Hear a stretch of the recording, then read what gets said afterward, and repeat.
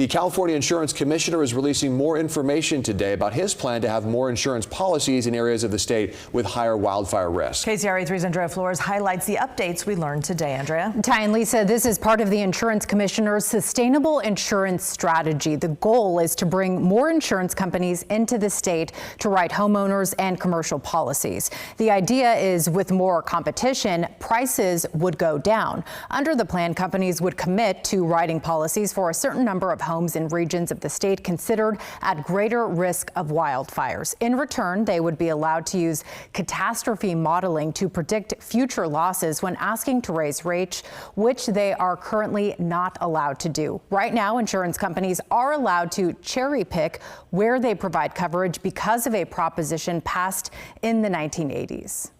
People real options. Part of that, we looked at the affordability of insurance. And so we created a new affordability index. So zip codes where folks are below the median, below the 50% for income, but the insurance costs have gone up. That's another part of our project, of our plan, making sure that those insurance companies are writing more policies in those areas, because that's our seniors. Those are folks who have lived in rural communities for generations.